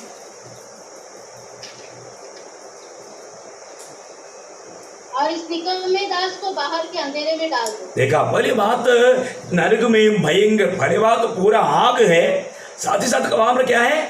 अंधेरा। आपको मालूम है, आप अंधेरे में कभी अकेला पड़ गया तो क्या अवस्था होगा? इतना भयंकर अवस्था है प्रियो। नरक एक भयंकर अंधेरा है। और नरक की अवस्था क्या है? 1-2 बात मैं और बताऊं। एशिया 34 का 10, एशिया 34 का 10, उसका शुरुआत।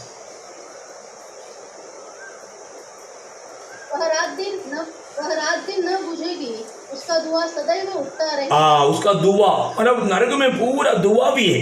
देखो, आग भी है, धुआं भी है। प्रकाशित वाक्य 14 का 11, प्रकाशित वाक्य 14 का 11। उनकी पीड़ा का धुआं युगानुयुग उठता रहेगा। देखा, उनका धुआं वहां पर हमेशा ये भयानक धुआं रहेगा। धुआं, आपको मालूम है धुआं में भी रहने के लिए कितना भयंकर अवस्था है ना। इतना ही नहीं, और एक अवस्था मैं आपको बताऊं, है ना। जब एशिया 14 अध्याय का 11 वचन, एशिया 14 का 11, नरक का और एक सविशेषता। तेरा वैभव तेरी सारंगियों का शब्द अधोलोक में उतारा गया है।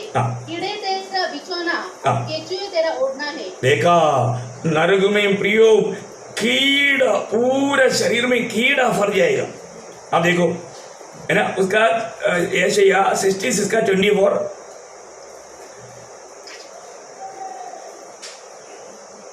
तब वे निकलकर उन लोगों के शवों पर जिन्होंने मुझसे बलवा किया, क्योंकि उनमें पड़े हुए कीड़े कभी न मरेंगे, उनकी आग कभी न बुझेगी। देखा, वो कीड़ा कभी भी मरेगा नहीं, वो हमेशा जिंदा रह करके वो कीड़ा उसका चादर पहन करके उनके चारों तरफ घूमते रहेगा। अब देखो, एक कीड़ा हमारे शरीर में कहीं लग गया तो हम कितना बुरा लगता है? ये पूरा शरीर में कीड़ा रहेगा। देखो, जब मरकोस का सुसमाचार उसका 9 अध्याय का 48-49 है, मरकोस उसका 9 अध्याय का 48-49 है, जहाँ उनका कीड़ा नहीं मरता और आग नहीं बुझती, क्योंकि हर एक जन आग से नमकीन किया जाए। देखा, इसका मतलब क्या है कि वहां पर कीड़ा भी नहीं मरेगा, है ना, आग कभी नहीं बुझेगा। इसका मतलब देखो, धर्मियों को भाग है, उसी प्रकार भावियों का भी भाग है, भावियों को भी उसकी भाग है। भावियों का भाग में क्या क्या है मालूम है? भजन संगीता 11 अध्याय का 6 वचन, भजन संगीता 11 का 6। वह दुष्टों पर फंदे बरसाएगा, आग और गंधक, आग और गंधक और प्रचंड लूह उसका भाग है। देखा, आग, गंधक और प्रचंड लूह, देखिए ये 3 बात दुष्टों का भाग है। कितना भयंकर बात है ना? धर्मियों का भाग में, दुष्टों का भाग में हमारा भाग प्रभु यीशु मसीह है। कितना धन्य बात है प्रियो, है ना? तो इसलिए ये आनंद काल की बात है। एक और वचन मैं उसमें पढ़ना चाहता हूँ, मत्ती 25 अध्याय का 46, मत्ती 25 का 46। ये अनंत दंड भोगेंगे, परंतु धर्मी अनंत जीवन में प्रवेश। देखा, धर्मी अनंत जीवन में खुशी के साथ प्रभु के साथ रहेगा, परंतु ये लोग अनंत दंड पाएगा, अनंत काल का दंड, कभी भी वहां से छुटकारे नहीं, है ना? देखो, मरने के बाद में प्रभु भी किसी को मदद नहीं कर सकता प्रियो। इसलिए ये आपको डराने के लिए नहीं बोला, कोई भी डरने के लिए नहीं बोला, परंतु जीते जीते हम प्रभु में हमेशा पाया जाए। अगर हम अपना जीवन में उद्धार नहीं पाया, हमारा पाप क्षमा नहीं पाया, हमारा नाम जीवन का किताब में लिखा नहीं गया प्रियो, वो मरने के बाद प्रभु उसके साथ कुछ नहीं कर सकता। शायद आप बोलेगा, मैं डेली संगति में जाता था, मैं बाइबल पढ़ता था, मैं बहुत वचन जानता था, वचन का गवाही भी देता था, लेकिन उद्धार नहीं पाया, आपने पाप क्षमा नहीं पाया, आपने प्रभु यीशु मसीह को अपने जीवन में ग्रहण नहीं किया, जीवन नहीं बदला प्रियो, वो अनंत काल का नरक की आग में जाएगा। वहां पर कीड़ा आपको चादर बनेगा, भयंकर धुआं रहेगा, भयंकर गंदगी रहेगा। बहुत बातें हैं, मैं आपको पूरा मतलब अभी बताने नहीं चाहता, लेकिन एक बात मैं आपको बताना चाहता हूँ। आज मैं कहाँ पर है ना, कोई डर करके प्रभु पर विश्वास करने के लिए नहीं बोल रहा हूँ। प्रभु ने हमारे लिए क्या किया प्रियो, एक बात मैं आपको बताना चाहता हूँ। जो लोग प्रभु में हैं, मसीह में हैं, मसीह जीवन का सच्चाई हमें जानना चाहिए। आज मैं एक सच्चा क्रिस्ती है तो मैं मसीह के पीछे चलना ही चाहिए। एक क्रिस्ती व्यक्ति का अर्थ ही मसीह के पीछे चलने वाला, मसीह के जीवन से जीने वाला। मैं एक बात आपको बताना चाहता हूँ, ये बात मतलब बहुत गौरव का है। ऐसा जीवन बिताने के लिए हमें प्रयास करना चाहिए। मुझे मतलब बाइबल में प्रभु यीशु मसीह के बाद में मैं बहुत ज़्यादा प्यार करने वाले एक व्यक्ति है प्रभु पौलुस। पौलुस का जीवन एकदम मसीह को दर्शाने वाला एक जीवन था। पौलुस ने मतलब 4 जगह पर ये गवाही दिया, जैसे मैं मसीह के पीछे हो लिया वैसे तुम मेरे पीछे हो ले। मैं वो बातों को आपको पहले पढ़ाना चाहता हूँ, है ना। जब 1 कोरिन्थी 11 अध्याय उसका 1 वचन, 1 कोरिन्थी मेरी सी चाल, हाँ, तुम मेरी सी चाल चलो जैसा मैं मसीह की सी चाल चलता हूँ। क्या अनोखा बात है ना प्रियो, बहुत गौरव की बात है। जो व्यक्ति प्रभु को प्राप्त किया उसको मसीह की जैसा चाल चलना चाहिए, इसमें कोई मिलावट नहीं है। हमारे जीवन में आज में किस प्रकार का चाल चलता है, ये बात को हमें परखना चाहिए, है। उसका 4 का 16, वही 1 कोरिन्थी 4 का 16। इसलिए मैं तुमसे विनती करता हूँ कि मेरी सी चाल चलो। देखा, मेरी सी चाल चलो प्रियो। हमेशा हमारे जीवन दूसरों के लिए एक आदर्श होना चाहिए। मसीह जीवन एक ज्योति के समान जीवन है। मसीह की जीवन दूसरों को एक अच्छा आदर्श देने वाला जीवन है, एक सच्चा पवित्र जीवन है ना। फिलिपियों का पत्री 3 अध्याय का 17 वचन। हे भाइयों, तुम सब मिलकर मेरी सी चाल चलो। देखो कितना अनोखा बात है, फिलिपी मंडली को भी बोलता है मेरी से चाल चलो, क्योंकि वो प्रभु में एक अच्छा आदर्श का जीवन बिताते थे। हमारे जीवन में हम अपने साथ में चलने वाला या लोग जो भी हमें मिलेगा उनको ये बोलने के लिए हमारे पास हिम्मत आना चाहिए प्रिय, तुम मसीह में मेरी सी चाल चलो। और एक वचन 2 थिस्सलुनीकियों 3 अध्याय का 7 वचन। 2 थिस्सलुनीकियों 3 अध्याय 7 वचन। क्योंकि तुम आप जानते हो कि किसी रीति से हमारी सी चाल चलनी चाहिए, क्योंकि हम तुम्हारे बीच में अनुचित चाल न चले। देखा, मानो उन मंडली को, थिस्सलुनीके मंडली को भी प्रभु का दास बोलता है हम कोई अनुचित रीति का जीवन नहीं बिताया, हम मसीह के पीछे हो लिया है, मसीह की चाल चला है, तुम्हें भी हमारे जैसा चलना चाहिए। कितना सुंदर बात है ना। आज कई लोग मुझे इधर दिखाई नहीं दे रहे, हो सकता है वो सो गया होगा, नहीं तो मुझे कोई और कारण से होगा, लेकिन मैं एक बात आपको बताना चाहता हूँ प्रियो, हमारे जीवन में अगर हम मसीह की चाल नहीं चला, मसीह की जीवन नहीं बिताया, अभी मसीह की चाल चलने वाला जीवन बिताने वाला प्रेरित पौलुस का जीवन को थोड़ा सा, अभी देखो एक एक जीवन भी वहाँ पर प्रकाशन दिया है, वो चित्र भी मैं थोड़ा सा आपको बताना चाहता हूँ। और उसका जीवन कैसे था, उसके जीवन के अनुभव क्या था। अब एक दो बात आप जरूर जानना चाहिए। 1 कुरिन्थी 4 अध्याय उसका 9 से 13। 1 कुरिन्थी 4 अध्याय का 9 से 13। मेरी समझ में परमेश्वर ने हमें प्रेरितों को सबके बाद उन लोगों के सामने ठहराया है जिनकी मृत्यु की आज्ञा हो चुकी हो, क्योंकि हम जगत और स्वर्गदूतों और मनुष्य के लिए एक तमाशा ठहरे। हम मसीह के लिए मूर्ख है, परंतु तुम मसीह में बुद्धिमान हो। हम निर्बल है, परंतु तुम बलवान हो। तुम आदर खाते हो, परंतु हम निरादर होते हैं। हम इस घड़ी तक भूखे प्यासे और नंगे हैं और घूसे खाते हैं और मारे मारे फिरते हैं। देखो, मतलब एक मसीह व्यक्ति का अनुभव है प्रिय यहाँ पर, है ना। आप देखिए कितनी प्रकार का वेदनाजनक अनुभव में होकर के वो गुजरते हैं प्रभु की महिमा के लिए, प्रभु का जैसा जीवन बिताने के लिए। अब ये सब बात में यहाँ पर विस्तार से बोलने की जरूरत नहीं, क्योंकि इतना सविस्तर लिखा हुआ है। वही बात को आप 2 कुरिन्थी 4 अध्याय का 8 से 12 पढ़िए, वहां की अनुभव आप देखिए। 2 कुरिन्थी या हम चारों ओर से क्लेश तो भोगते हैं पर संकट में नहीं पड़ते, निरुपाय तो है पर निराश नहीं होते, सताए तो जाते हैं पर त्यागे नहीं जाते, गिराए तो जाते हैं पर नष्ट नहीं होते। हम यीशु की मृत्यु को अपनी देह में हर समय लिए फिरते हैं, यीशु का जीवन भी हमारी देह में प्रकट हो।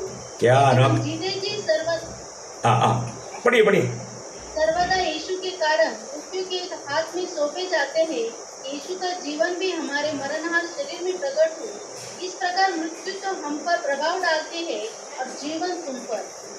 कितना क्या गवाही का बात है प्रियो, है ना। मतलब एक प्रभु में जीवन बिताने वाला व्यक्ति दूसरों के कारण कितना संकट में होकर गुजरना पड़ता है। कई बार लोगों को ये बात को समझ में नहीं आता, है ना। अभी एक चित्र में आपको बताना चाहता हूँ, एक छोटा लिस्ट। प्रेरित पौलुस ने प्रभु के खातिर विश्वास में चलते हुए क्या क्या अनुभव पाया, और एक लिस्ट उसी 2 कुरिन्थी 11 का 23 से 28। क्या वे ही मसीह के सेवक है? मैं पागल के समान कहता हूँ, मैं उनसे बढ़कर हूँ। अधिक परिश्रम करने में, बार बार कैद होने में, कोड़े खाने में, बार बार मृत्यु के जोखिमों में। 5 बार मैंने यहूदियों के हाथ से 39 कोड़े खाए, 3 बार मैंने बेटे खाई, 1 बार मुझ पर पथराव किया गया, 3 बार जहाज जिन पर मैं चढ़ा था टूट गए, 1 रात दिन मैंने समुद्र में काटा। मैं बार बार यात्राओं में, नदियों के जोखिमों में, डाकुओं के जोखिमों में, अपने जाति वालों से जोखिमों में, अन्य जाति वालों के जोखिमों में, नगरों के जोखिमों में, जंगल के जोखिमों में, समुद्र के जोखिमों में, झूठे भाइयों के भी जोखिमों में रहा। परिश्रम और कष्ट में, बार बार जागते रहने में, भूख प्यास में, बार बार उपवास करने में, जाड़े में उखाड़े में रहने में, और अन्य बातों को छोड़कर जिनका वर्णन मैं नहीं करता, सब कलीसियाओं की चिंता प्रतिदिन मुझे दबाती है। इसकी निर्बलता से मैं निर्बल नहीं होता, इसके ठोकर खाने से मेरा जीव नहीं टूटता। कितना गहरी बात है। आप देखिए, अभी ये सब हमारे सामने ये चित्र क्यों लाया गया। अब ये बात लिखा नहीं होता तो प्रेरित पौलुस ने प्रभु के खातिर क्या क्या सहा करके हमको मालूम नहीं होना था। ये उनके खुद की खुशी के लिए, बढ़ाई के लिए नहीं लिखा, परंतु पीढ़ियों पर ये प्रकाशित किया एक मसीह जीवन में भक्तों। यहाँ पर हम देखते हैं कि प्रेरित पौलुस के जीवन में उन्होंने सहा हुआ उन कष्टों के सामने, प्रियो हम भी विश्वासी है, वो भी एक विश्वासी था, तो प्रभु ने उनको चुना। उनके जीवन में आया हुआ कष्टों के सामने हम लोग अपने मसीह जीवन में क्या कष्ट उठाया वास्तव में।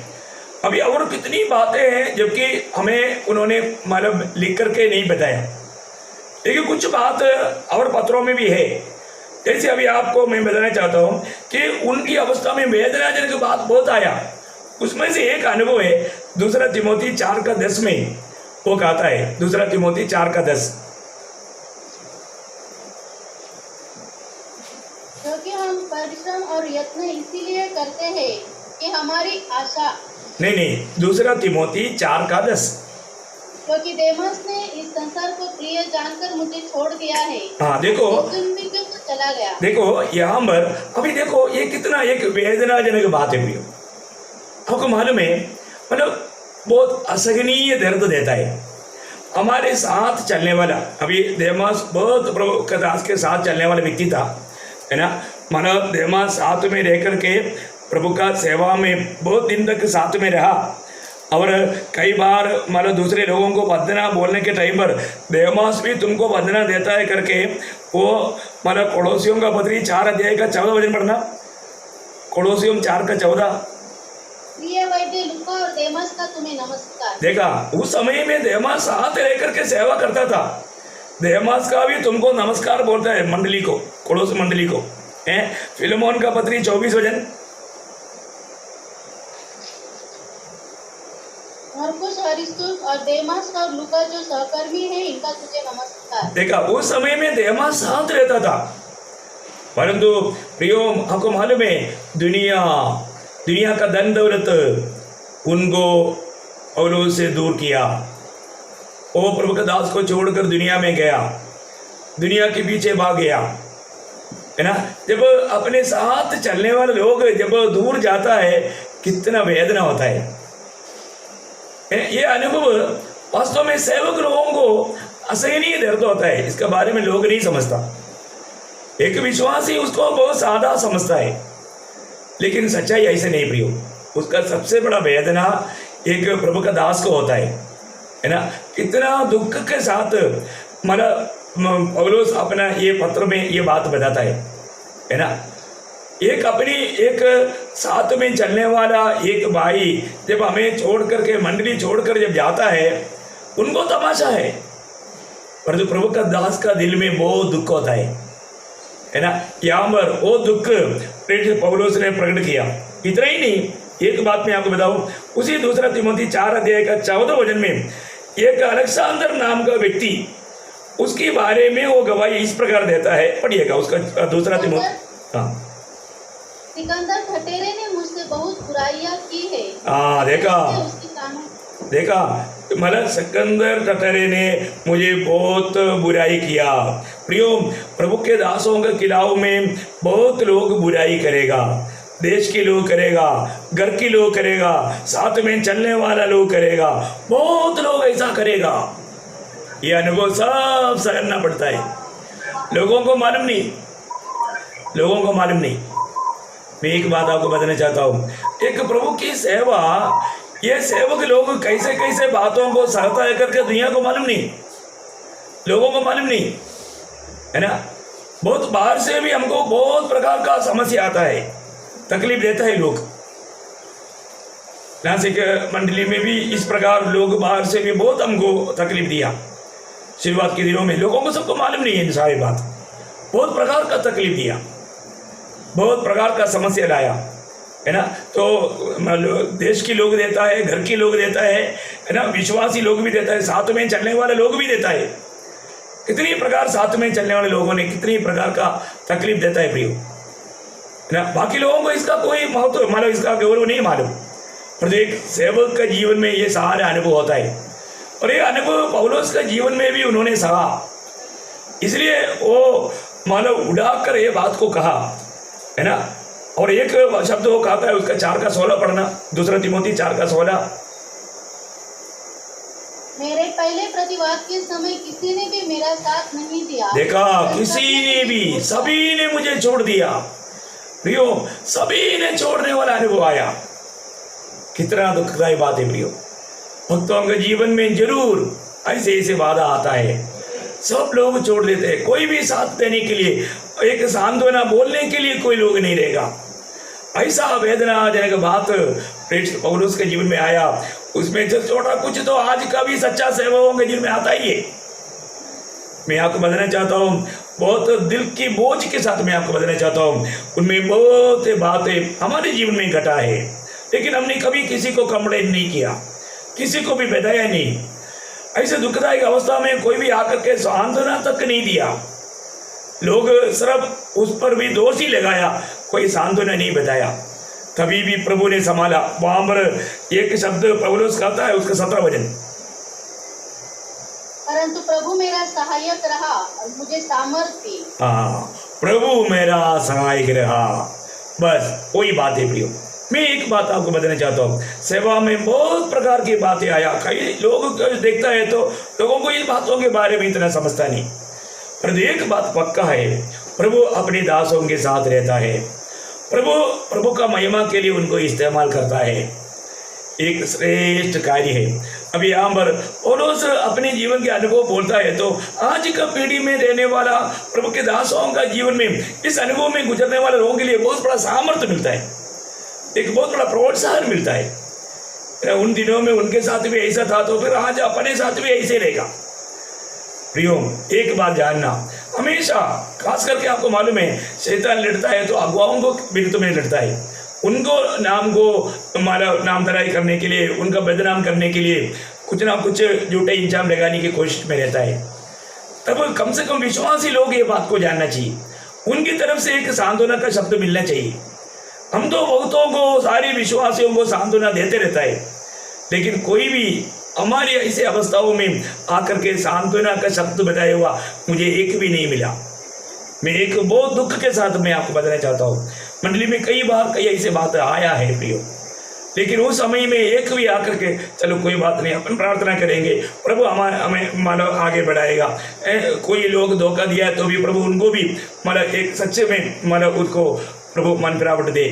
प्रियो, वो लोग मन फिर ही नहीं सकता, वो तो वजन है। मैं अगला दिन में एक बार आपको बताऊंगा, क्योंकि कोई भी व्यक्ति ऐसा कोई भी चाल चलता है तो उनको समय पर चेतावनी देता ही है, लेकिन लोग चेतावनियों को पार करता है। आपको समय मिलने पर इब्रानियों 6 अध्याय का 4 से 8 तक पढ़कर देखना। ऐसा लोगों को मन फिरावट के लिए मौका नहीं, और आज तक कोई मन फिर करके आया भी नहीं, आएगा भी नहीं तो फिर वजन बदल जाएगा। मैं आपको बताना चाहता हूँ, कभी भी कोई भी जगह अपने दिल में कोई नफरत कड़वाहट नहीं रखना चाहिए। दूसरे को ना क्षमा किया हुआ अनुभव में जीवन नहीं बिताना चाहिए। एक बात मैं आपको बहुत प्यार से बताना चाहता हूँ, यहाँ पर प्रेषित पौलुस का आखिरी शब्द कितना सुंदर है ना। 2 तिमोथी 4 अध्याय उसका 7-8 वचन, मैं अच्छी कुश्ती लड़ चुका हूँ, मैंने अपनी दौड़ पूरी कर ली, मैंने विश्वास की रखवाली की है। भविष्य में मेरे लिए धर्म का वह मुकुट रखा हुआ है, जिसे प्रभु जो धर्मी और न्यायी है मुझे उस दिन देगा, और मुझे ही नहीं परंतु उन सबको भी जो उसके प्रकट होने को प्रिय जानते हैं। ओ प्रियो, एक सच्चा प्रभु का बुलाहट पाया हुआ जन को हमेशा इस बात में पूरा भरोसा है, यकीन है, क्योंकि हमारे जीवन में हमें एक अच्छा दौड़ना, हमें एक अच्छा कुश्ती लड़ना है, हमें विश्वास में बना रहना है, हमें जिसके लिए प्रभु ने बुलाया वो काम को हमें पूरा करना है। जरूर ये जीवन में समस्या है, हमें बहुत प्रकार का मानो बाधाएं आएगा, लेकिन अपना काम हमेशा मसीह में पाया जाना। प्रभु ही हमें कभी नहीं हाथ छोड़ेगा। प्रभु ने वायदा दिया है, मैं तुझे कभी नहीं छोड़ेगा, कभी नहीं त्यागेगा। प्रभु अपना हर एक वचन में विश्वास योग्य है, वो विश्वास योग्य परमेश्वर है। जितना भी प्रभु के भक्त लोग हैं, उन लोग जो इब्रानियों 11 अध्याय का 13 वचन, इब्रानियों 11 अध्याय का 13 वचन, विश्वासियों की अवस्था वो आखिरी तक विश्वास में जीकर विश्वास में मरेगा। इब्रानियों 11 का 13।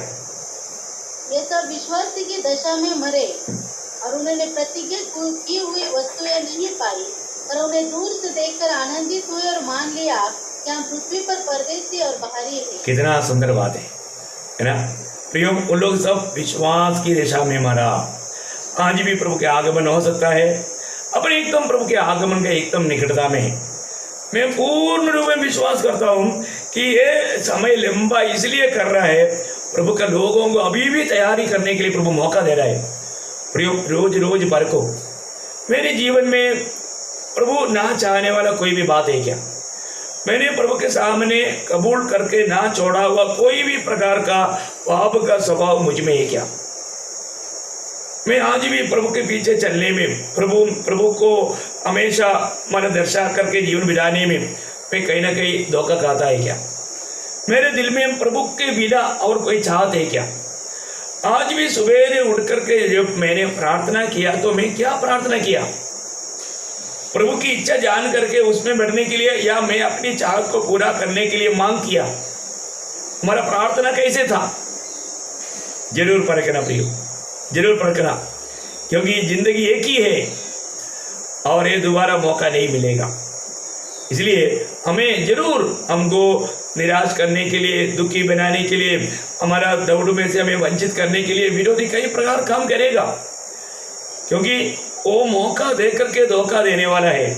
तुम्हारा विरोधी शैतान करके पहला पत्रोस 5:8 में हम पढ़ता है, वो कोई ना कई रीति में भक्तों को बहकाने के चक्कर में है।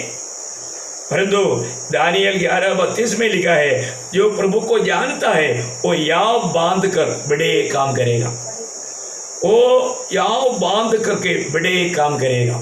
प्रियो, आज इन दिनों में बहुत चारों तरफ हमको बहुत प्रकार का कई ऐसा हमारा दुख तकलीफ की बात है, परंतु प्रभु हमारे साथ है। प्रभु कभी भी हमें नहीं छोड़ेगा, कभी भी नहीं त्यागेगा। प्रभु में रहकर, प्रभु की संगति में रहकर, प्रभु इसलिए वचन देता है, आज भी प्रभु का दिया हुआ शांति है कि नहीं? प्रियो, हमेशा आत्मा में रहना, आत्मा का फल याद है ना? है हाँ, हमेशा वो आत्मा में रहने वाला व्यक्ति का फल है ये शांति भी, है ना? इसलिए हमेशा आत्मा में रहना सीखना, आत्मा की अगुवाई में चलना, और हम हमेशा प्रभु के आगमन की बाट जोते रहना। मैं प्रभु को बहुत धन्यवाद देता हूँ। मालूम प्रभु ने और भी एक सुंदर पुनरुत्थान का दिन हमें दान दिया, अभी तक प्रभु हमको संभाला, और भी हम प्रभु में सिद्धता कर बढ़ने के लिए प्रभु ने मौका दिया। इसलिए आप जरूर परखना मेरे दिल में प्रभु का शांति है कि नहीं, आज मैं प्रभु के साथ, प्रभु की संगति में है कि नहीं, है ना? मेरे जीवन में प्रभु से बढ़कर के प्यार करने वाला कोई बात है क्या? प्रभु मना किया वो कोई भी बात मेरे जीवन में है क्या? प्रभु ने जो कहा वो काम मैं ना करने वाला अनुभव मेरे जीवन में है क्या? ये सारी बातों को परखना। प्रियो, क्या मालूम कितना वक्त और मिलेगा, लेकिन एक बात जानना, कहीं ना कहीं हमें आत्मीय जीवन की दर्शन से हमें नष्ट करने के लिए हमारा विरोधी कोशिश कर सकता है, कोशिश करते रहता है। इसलिए ऐसे धोखे में ना पड़ना प्रियो, धोखा ना खाओ, धोखा ना खाओ, प्रभु बार बार बोलता है। इसलिए हम हमेशा प्रभु में पाए जाए, हम प्रभु में जी करके, अगर प्रभु का आगमन अभी देर होगा ही नहीं प्रियो, मैं आशा करता हूँ शायद आज प्रभु का आगमन हो सकता है, और एक इस प्रकार का मतलब संदेश सुनने का हमको मौका है कि नहीं, हम बोल नहीं सकता। लेकिन आज मैं एक बात आपको बताना चाहता हूँ, हम यहाँ से जाने के बाद वापस ये दुनिया में नहीं आएगा। बोलने का अर्थ वापस हमें प्रभु के लिए काम करने का मौका नहीं मिलेगा। आज जो भी करना है अभी करना है, क्योंकि हम शरीर में रहकर जो भी किया उसके अनुसार हमारा अनंत काल में हमें प्रतिफल मिलने वाला है। तो इसलिए हम प्रभु में बना रहे, प्रभु के आगमन की बात जोते रहे, है ना? मतलब उससे भेंट करने की तैयारी में बने रहे प्रियो। प्रभु बार बार बोलने वाला वो बात है। मैं आशा करता हूँ प्रभु के आगमन की देरी हुआ तो